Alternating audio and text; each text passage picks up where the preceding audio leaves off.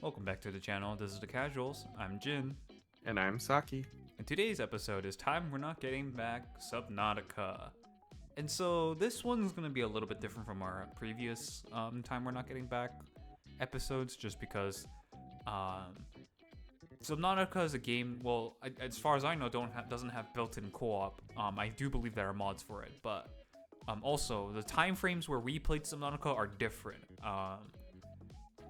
I got Subnautica when it was in its alpha phase, when it's like, kind of like in this very early stages of the game. There was no cohesive story. It was literally just you land and you're in the sandbox mode, right? And as far as I remember, it didn't even have an intro. It literally just like said you were in a crash, and then it showed you waking up in the like aftermath of the crash. That's how it started. And so yours was different because you bought it when the game was fully released, wasn't it? Yes, I bought it after, I guess, your alpha, maybe beta phases, and after it was a full release. Yeah. And so, yeah, our experiences were very different prior to, getting to this episode. And so, for this one, I'm just going to talk about my experience versus yours, because my experience was completely different than yours, obviously, because just the nature of how people perceive things, but also by how the game performed and what was there available during the time I played. And so Subnautica, I guess I'll start off of how I even got into Subnautica. And the way I got into Subnautica was because I remember I think I was browsing through like Steam itself back in like 2000. I want to say maybe 2015 or 16. And I saw this game that was like, underwater exploration, underwater base building, and it was Subnautica. I was like, oh yeah, we're, in our, alpha test, like, not alpha test, but like, early play testing stages, but you can buy it for $20. And I was like, all right, I'm gonna buy it. And so I bought it, right? And boy, was I in for a treat of the horrors that lay beyond. I thought it was just going to be a simple, kind of like peaceful ocean exploring game. It was very terrifying. And so as I explained before, the game really just started off with you waking up in a burning capsule. It didn't have any intro, it didn't have anything really story-wise related. And so I was like, oh, this game is cool, right? It runs, well on my laptop, albeit the laptop was running at turbo mode. It was kind of dying at times. And so I wake up and I immediately explore the ocean. I'm just like, wow, this looks beautiful, right? All the corals there, like, these unique fishes are there. It's so peaceful, And I start, oops, pardon me, that's my phone. I start like exploring around the area. It's super beautiful, and I think back then, it was literally you always spawned in the same exact spot, in the game. I know that changes later on, but you always spawned in the same exact location for the game. There was no like, I guess, how do you say this? I'm forgetting the words right now, but it's like there's no difference in whether you make a new game or whatever. You'll always stay in the same spot. And so, it was really nice exploring and stuff. And, I caught a few, pepperfish, but I thought it was a really peaceful game because I had built like a very rudimental base. Because during that time, you can easily grab all the like metal. I think it was bronze, right? Bronze. Copper, there it was, thank you. Copper. It was copper, and I think, I forget what other component was needed for, like, a battery. Do you remember what it was? It was copper to make the copper wire. Yeah. And then there's one other component. Wow. Well, I haven't played in a while either, so I don't really remember myself. But yeah, it was like you could basically get everything without going too far, and then you could build your first base after building the replicator. I think it's called the replicator, right? Fabricator. Fabricator. There you go. Thank you. And so I built my like tiny little base. It's literally like a the tube and then the round circle whatever circle base. So I built that and I was like, yeah, I built a base, right? And it's like, okay, now I'll go explore, right? And so I explored, and then the very first well, it really depends on where you go, but in the safer zones, the first thing you're exposed to is the kelp like forest, right? Do you know what I'm talking about? The kelp like lines of kelp. Yeah, I think they're called the kelp forests. Yeah. Um, that's like the really first like introduction to, oh, guess what? It's not necessarily safe anymore. You have hostile mobs, and that was like I'm forgetting what they're called. They're like the sand. Do you remember what they're called? Those like crocodile-like creatures. Stalkers?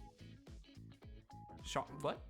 Stalkers? I think. Stalkers, I think. Yeah, I think they're called stalkers. Like they kind of prowl around at the bottom of the kelp forest, right? Yes, those are the stalkers. Yeah. So you're introduced to stalkers, and I was like already freaking out. I'm like, oh my god, their teeth are scary, right? And back then I was a scaredy cat. I still am, to be honest, but I was really scared of those stalkers, and I was just like, oh, time to never go near there, right? And I avoided that place a lot. And eventually, with the scanner, I was able to find the blueprints for what is called I'm forgetting what it's called. The sea glider. And the sea glider was super helpful in exploration and everything. And then with the sea glider, you can go off to the deeper ends where like that sand area is, and there's still stalkers there, but like occasional stalkers. But you're really looking for, I think, what's called the sea mammoth. Is that what it is? What the vehicles you can make? Yeah, is it or the crashed vehicle that is in the water? No. The one you can make. It's like the smaller version of it, like the more compact one that you usually go. The sea moth? Is it the sea moth? I think it is. There's the Cyclops, which is the big submarine, and then there's the sea moth, which is like the mini, like just kind of a mini explorer, and then there's the sea glider, which is like the handheld little. Yeah. It was the sea moth. And so I got that, right, and I was like, oh, I'm getting a warning sign from the big ship that crashed. Because I forgot to mention, if you look like directly behind you, there's a big ship like crashed and burning. And they were like, oh, warning, radiation levels are getting high, right? I was like, what do you mean radiation levels are getting high? What do you mean I'm safe, right? I'm not feeling any radiation. How could I possibly be affected? But then, because I was curious, I was like, I'm gonna go explore with my sea moth, right? And so I go exploring with my sea moth, and I get closer and closer to, what is the big crash landing of that ship. I'm forgetting what it's called. There was a name for that ship, but the Aurora. The Aurora, yeah, that's what it was. And get closer to the Aurora, and suddenly I hear like a slight sound. I'm like, huh, that's weird. What is the sound, right? I hear there's some kind of like almost like roaring sound, but very faint. I'm like, huh? And then I get closer and closer to the Aurora, thinking it was just like, just me, kind of hallucinating or whatever. Like, I just imagined it. It was my imagination. And then suddenly I hear a roar, and I turn around, and I kid you not, the first time I ever encountered, I screamed. I screamed because the Leviathan was there. And do you remember the Leviathan? Oh yeah. When I played, full game, the Leviathans were definitely in the game. And I remember exactly around the Aurora, the front and the back, there's, I think I want to say like at least a dozen of the Reaper Leviathans. And so I saw the Leviathan, I screamed, and I was just like, ah, right? And then that thing grabbed me. Because the way the Leviathan attack you for some reason is, well, for me it was strange because I had never encountered such a creature like that before, and this game is very new for its genre, right? Being an underwater survival type game, despite you being able to, be above the water. And so, the way I don't know if it is true to the full release, but the way the Reaper Leviathan attacked you was it grabbed you with its mouth or jaw. Those kind of like spiky things on its mouth, whatever? I don't know how to describe them. It kind of just like cages you, and it just starts biting at your mammoth. Yeah, there's like these four like they're not really antennas, maybe like outer fangs things. Prongs, something like that. Yeah, but yeah, that's how it basically grabbed you, and then its mouth would just like bite at the machine you're in. Yeah, and so that was like I was just scared, and it kicked me out, right? And once you're out of the vehicle, it stops attacking you, does a circle, and it comes right after you again. Yeah, and if it does manage to grab you again, it just eats you like in one piece. Yeah, and so that was my first experience. I died, and it respawned, um, starting over again. I was like, well then, that game is scary. And after that, I literally save quit and uninstalled for a while. Um, and then I eventually went back to the game like a month or two after, and I tried it out again. You know, avoided the Aurora as much as possible, right? Um, you know, didn't bother with going under there whatsoever. You know, didn't even bother dealing with the stalkers. Didn't bother with any of the hostile mobs, and I was just like, I'm gonna stay in my like little base, right? And then after a while, I finally got bored, and then I discovered that you can make weapons, specifically vehicle weapons, which is for the Seamoth. You can build torpedoes, and I think back then the torpedoes weren't really for killing, but more of a necessary means of driving away the Leviathans, if I remember correctly. Because it was very hard to kill them back then when the game was first out, in its alpha stages, whatever. And so you would only drive them away, and then you would get to the Aurora, and then board the ship. And so that's what I did, and I finally completed the objective, which was fix the reactor or whatever. And in there you get the prawn suit, the blueprint for the prawn suit, and the prawn suit is an entirely different beast on its own. The prawn suit makes you feel like you're invincible. Do you remember the prawn suit? Oh yeah, it's basically you're piloting an underwater mech. Yeah, and it's really strong depending on the upgrade you get. And it's incredible, but I think through the alpha, in fact, the prawn suit area wasn't even out. It was just a reactor that you needed to fix, and that was it. So the prawn suit wasn't even out back then. And so I went back, get on my base, and finally reactor's not bothering me. And that was pretty much like the standard journey outside of building stuff, right? And eventually, as time went on, like 2 years after, I think it might have been the year I got the game, or it might have been a year after I got the game. I showed you the game before. Do you remember that? I don't remember you showing me. You were just describing it a lot to me. I remember, I thought I showed you it, but I remember describing the game to you, and I remember I was like, man, it's such a creepy game. Even though it's so beautiful, it's gonna kill you. And you were just like, oh, okay. And so, so I played a bit of Subnautica on and off until the point of, I think they were still building up on the story. I think it was up to the point where you were introduced to, what's her name? The the Emperor of Leviathan? I think that's what she was called. Sea Emperor, I believe? Yeah, Sea Emperor. That's when they put her in the game, and that's when the last time I played it. And then I think it's just a little bit after that they ended up releasing the full game. But I ended up getting to the Sea Emperor because one, I didn't do it legitimately. I'll admit right now, I used cheats. I basically had infinite health, infinite oxygen, and I just basically went straight down there and went into the Sea Emperor's place. And I just basically witnessed it, and I was like, okay, cool, that's it, quit the game, bye-bye. Because again, I was back then I was very bad at handling those type of games, because I was just, one, the ocean is scary, outside of like, those typical coral reefs, that are closer to the surface, not deep down in the depths of darkness 50 meters below, I hated the idea of going in there. And so I ended up uninstalling the game, and then later on you told me that you ended up playing Subnautica. So how was that for you? You had a completely different experience, I think. Yeah, most of the stuff that you talked about though, besides the cheating, it was in the game, so I do know what you're talking about, like getting to the Aurora, all the Leviathans, the Sea Emperor, all that stuff, the machines. But yeah, so my experience was, well, one, I'm not a huge fan of the deep ocean.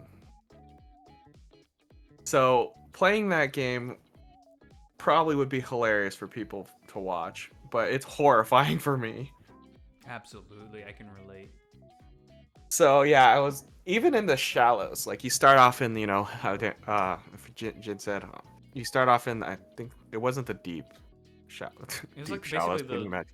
it was basically like the coral reefs area. Coral reef, shallow, whatever, area.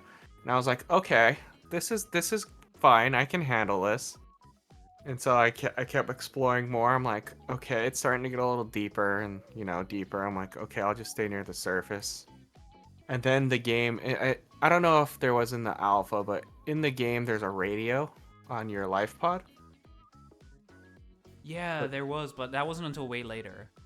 okay, well they had the radio working, and so it'd be like, oh, there'd be random messages from other life pods, so like survivors from the crash, and it'd be like, oh, we're stuck in this area, we need help, kind of thing, SOS, and they'd give you its location, and I'm like, ooh, that's kind of far out. And I'm like, oh. So I'd go out, get a vehicle, play, get some materials. I'd go out to like near the area. I'm like, okay, I'm hovering above it. And then you're like, oh, shoot, I gotta go 600 meters down.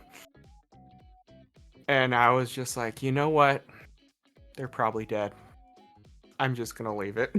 Because I was not about to go down there and there'd be a Reaper Leviathan or any type class Leviathan down there. Because And once you go past like a couple hundred meters, it's just pitch black. and sure enough, you were right. If you get to those recordings, they're dead. Yeah, like all the recordings, they're dead. So basically, yeah, you progress through the game, and then I eventually beat the game. You have to cleanse yourself of this, like not poison, but like Virus. a virus. Thank you. And you have to get the Sea Emperor. Spoilers. The Sea Emperor has eggs you have to set free, and they drop like the cure or something like that. And then you build a rocket, and you get off the planet. But after the game, I'm like, you know what? I didn't really get to try out the building aspect, so I went back to build my base and stuff. And I accidentally stumbled upon the ecological dead zone. Oh no. And by golly, if you thought like 600 meters down was bad, once you reach that dead zone, there's nothing except ghost leviathans, which kind of glow, so you could see them. But aren't they like double or triple the size of a normal one because it's in the ecological dead zone? Yes, they are, I believe, around double the size of regular leviathans. Yeah, so imagine you're just underwater, hundreds of meters down, pitch black, and all you hear is the roaring sound that Jin was talking about. But multiple roarings. And you don't know which way is up. Yeah, and so the purpose of the ecological dead zone is basically that's the edge of the map. And so the ghost leviathans are there in order to basically tell you, hey, don't come over here, you're not supposed to be here, go back where you came from, right? And so when you first enter the ecological dead zone, or what it's called the crater's edge, a ghost leviathan spawns, and it basically sticks around in order to deter you from going. But if you stay there for more than 30 seconds, it will spawn a second one. And if you stay there for another 30 seconds, which is a full minute, a third one spawns. And they all are out to hunt you. Yeah, I didn't realize that. So by the time I kind of found out that there were Leviathan class creatures in there, it was a couple minutes. So there was because I was just like kind of gliding along the wall, so I knew kind of where the wall was, but I wasn't looking out further into the dead zone because I didn't want to know what was out there. And so I kept going. I'm like, okay, so how do I get out of here? And I finally found out how to get out. You just go up, surprisingly. And I was like, you know what? I want to know what the roaring is. I thought maybe it would be like this giant creature. No, there was just like 9 of them on my tail. And I'm like, oh, I turned around, I paused it, and in my head, I'm like, that's a whole lot of nope.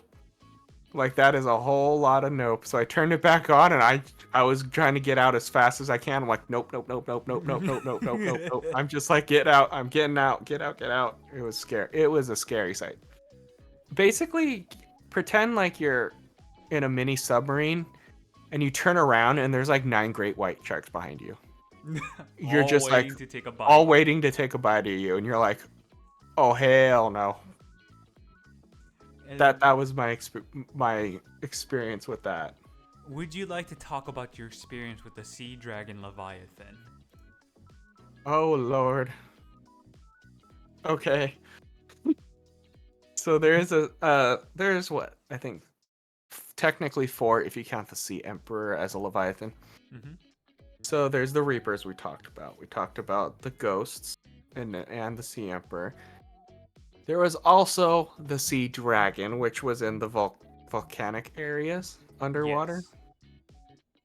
And I didn't know that at first because I went down there. I forget why you have to go down there. There But is a there. You have to go down there because there is a key inside the vault in the volcano, in order to unlock the technological base, in order to access the scanner. right. So I was doing that part of the story, and I get down there. I'm like, oh wow, it's a volcano, and I'm like, okay. I'm just swimming around, kind of float or gliding along the edges. And let me tell you, when I first encountered the Sea Dragon Emperor, I was not expecting it to be that big. It And is huge.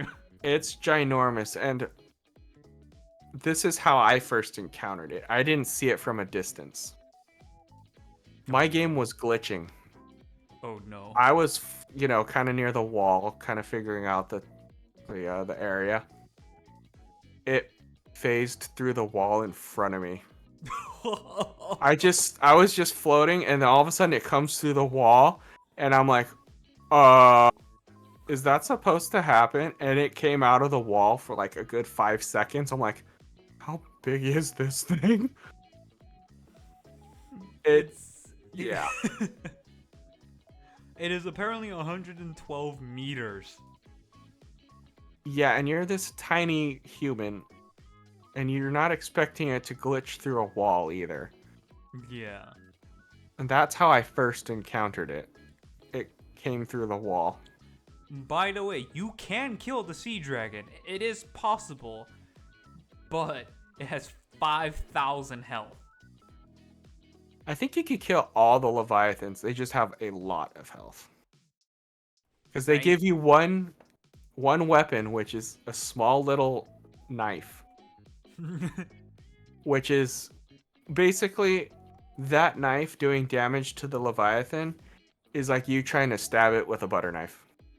Yeah. It does no damage. It takes you like forever. Although what I did figure out is with that prawn suit, the mech we were talking about earlier, Mm-hmm. I customize it to have a grapple arm Yeah. and a drill arm. Mm-hmm. So I would grapple onto the Leviathan and it'd be swimming around and I'd be, attached to it with it. And I'd be like, come here. Once I got over my fear of the Leviathans, I literally would grapple onto them and I'd be like, all right, it's your turn.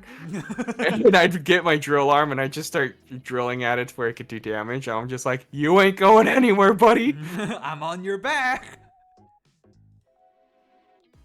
And so, that was, I think, the main method to, kill these like Leviathans in the end. The only Leviathan that I don't think you could even kill was the Sea Emperor, because the Sea Emperor is what you would call a non-hostile entity. Yes, you could not harm the Sea Emperor. And it was nice, despite her being friggin' gigantic too. I got scared out of my mind when I first encountered her, because the way you encounter her is like you dive down into this large pool of this prison that they're holding her into. You go down into the pool, and then you go on top of this, what this looks like a box, right? And you're like, oh, the Sea Emperor might be in this box that I'm going on top of. And then you just see like the area, there's your screen shaking. You're like, why, right? You look ahead, and you see this giant fin come out, and another giant fin come out, and then you see her face, and you're just like, oh my god, hi. And then you go, this is where I die. You're just like, I'm gonna die. Cool. I remember my first time too. I was in the mech too. Yeah. And I dropped down. I'm like, okay, a box. And I'm like, is there like a colossal squid or something? Because I saw the fin or the flipper or whatever it is. And then its face popped up, and I'm like, yeah, no, we're dead here, aren't we? This is where it ends. But a very pleasant surprise is that the voice so she has a voice. She speaks to you, right? And the way she speaks to you is telepathically. And during the game, that when you're progressing, she telepathically speaks to you occasionally throughout your time in the island. And so the moment she starts telepathically speaking to you again, you're like, oh, it's her! And so you become relieved because you knew she was on your side. Because she had no hostile, like, dialogue toward you, you know? Then her voice didn't sound like she wanted to kill you. Yeah, it was very gentle. Very gentle. It's like a mother's voice. A caring mother's voice, I should add. It was basically like sort of mother angel-y type voice, which was pleasant. Which makes sense, because your objective in the game was in order to cure the virus, you needed to inject her. What she had was eggs, her babies, with the cure, in order so they would go spread out the cure throughout the place. There would no longer be a virus. And in terms of the story, the virus is actually the reason why so many mobs are hostile to you, is because what's it called? The virus is what made all these monsters aggro, right? That normally wouldn't be aggravated towards you. And so that the purpose of her children is to spread out the cure and stop them from being angry. Essentially, they're just basically being like, cool, eat a Snickers, right? That's basically what it is. You're not you when you're hungry. Have a Snickers. Yeah. And so that was the purpose. And then it was very sad because the moment she sees her children birth, she's like, I've done my duty. It's time for me to die. And she literally dies in that cage because I don't think you could get her out any way possible. She couldn't. She was too weak. After being, I think, experimented on for so long, and her time was near. She doesn't die directly in front of you. She just sits down and waits for her, her time to come, essentially. But she's basically dead in terms of the story, because she literally says she doesn't have much time left. But her children are cute, mini versions, very mini versions are smaller than you, I think, at that point of the game. And they start spreading, the cure around, and they're very cute and everything. But yeah, that's the story. And then you finally are able to go out, and then here's the oh come on moment is the credits, I think, the ending credits, whatever. Do you remember it? I think so.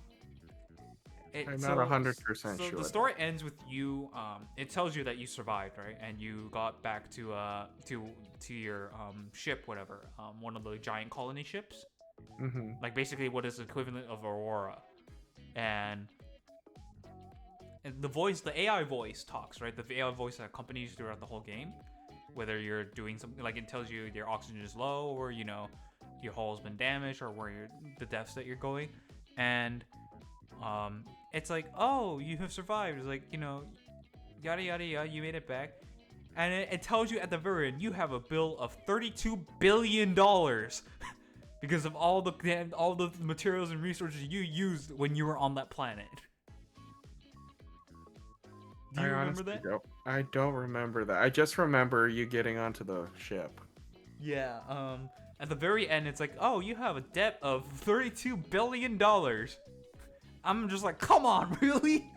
Who are you gonna pay? The fish? The company, apparently, because you know how you synthesize all those materials. Apparently, they costed money. Well, if you would have told me earlier, I wouldn't have gone back on a big building spree. I would have lived in a small, tiny building. And so, yeah, you owe them a lot of money, and then, the sequel of Subnautica comes out later on, Subnautica 2. And that's a whole different story. I think that you could talk about because I never played Subnautica. I think it's called Below Zero. Yeah, it's called Below Zero. Yeah, Below Zero. I never played it because I was satisfied enough with the first Subnautica, and but I do know what happens in the Subnautica Below Zero. It's kind of crazy what happens, but yeah, like maybe we'll talk about Subnautica again when the next time we're navigating it back. But this time, it'll be Saki talking about his experience mainly because he's the one that played the game the most. But for now, we're gonna end the episode here. So I'm Jin, And I'm Saki. and this is this has been the Casuals. We'll see you next time. Bye bye.